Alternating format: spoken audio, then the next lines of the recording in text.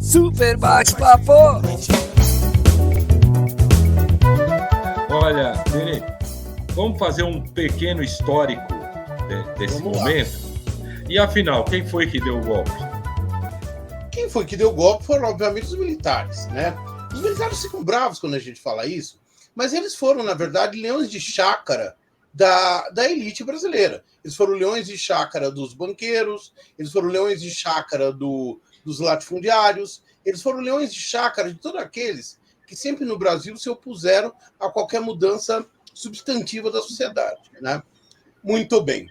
Em 1964, nós tínhamos uma situação no Brasil, o pessoal fala de polarização, como se a polarização fosse uma coisa que surgiu agora. Havia uma polarização política no Brasil em 1964. Havia uma parte da população que defendia reformas chamadas reformas de base.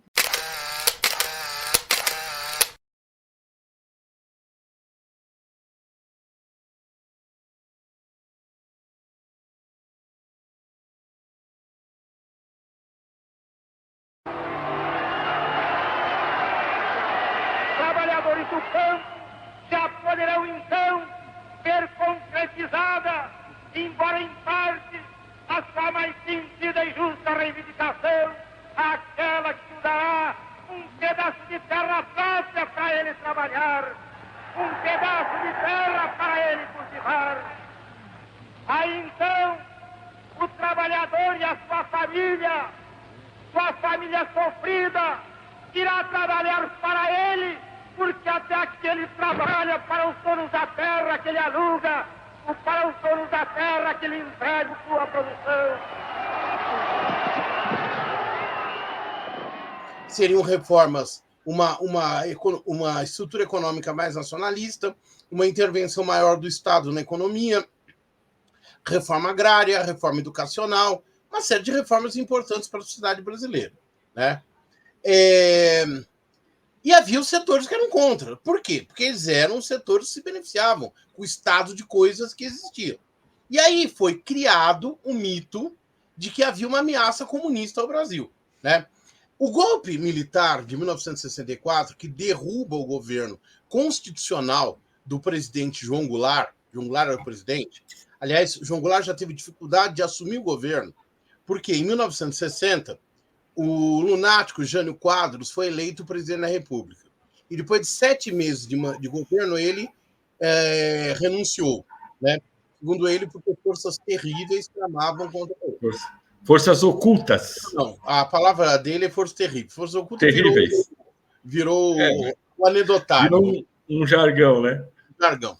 E aí, para você ter uma ideia como os militares já estavam mal intencionados, houve um manifesto militar que o João Goulart era o vice-presidente. Então, constitucionalmente, era o cara que devia ter assumido. Não devia ter nenhuma discussão sobre isso. O presidente renuncia, o vice assume. Seria isso em qualquer país civilizado. Os militares lançam manifesto, os 3 ministros militares lançam manifesto contra a posse do vice-presidente, alegando que era um cara que ia instaurar no Brasil uma república sindicalista. Essa expressão era muito usada em 64, ninguém explicava exatamente o que era, né? Era um cara que dizia-se do João Goulart, ou ele era um esquerdista, ou ele estava muito próximo a forças de esquerda, enfim. Havia uma tentativa, portanto, de golpe.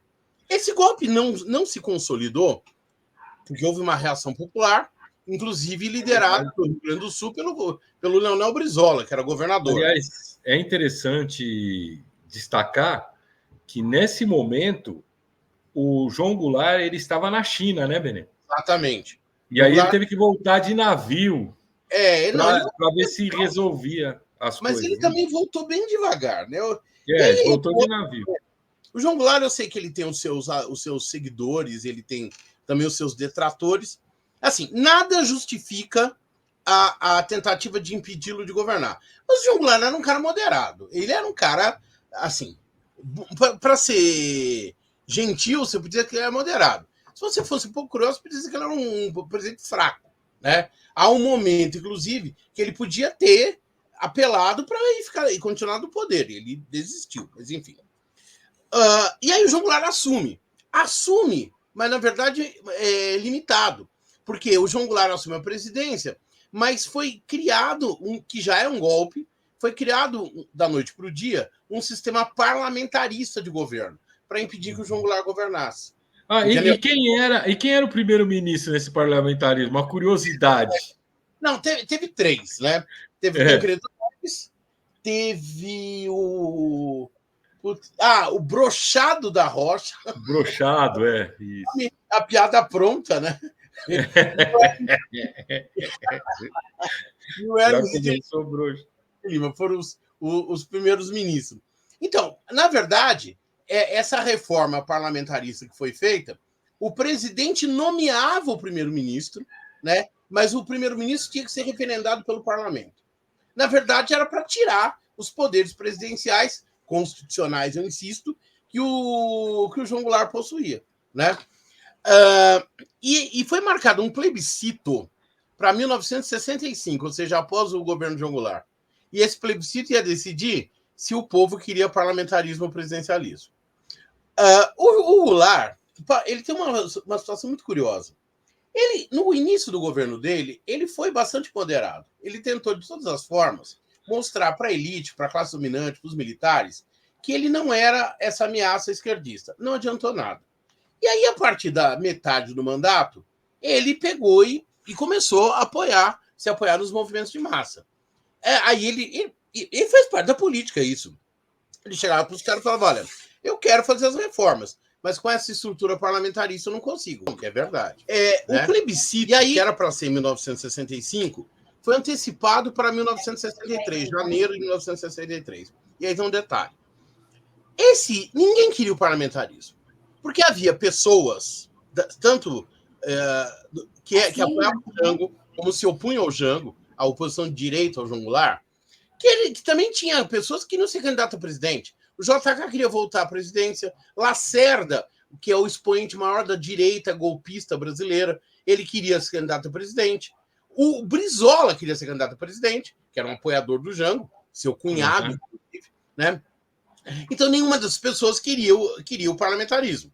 Tanto que, mesmo os opositores do João Goulart, Jango, como ele era conhecido, eles não fizeram nada para que o parlamentarismo... Passasse o parlamentarismo. E aí o presidencialismo volta.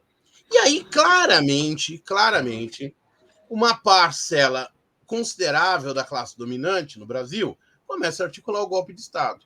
Inclusive, na época, muita gente não percebeu esse nexo. Foi criado com dinheiro de banqueiros, latifundiários, industriais e até dinheiro dos Estados Unidos, dinheiro da CIA, né?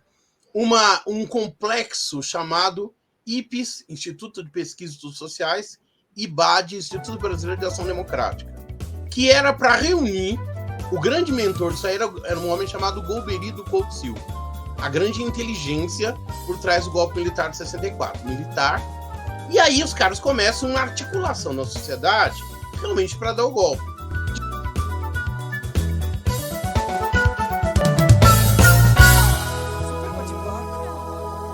Super bate-papo!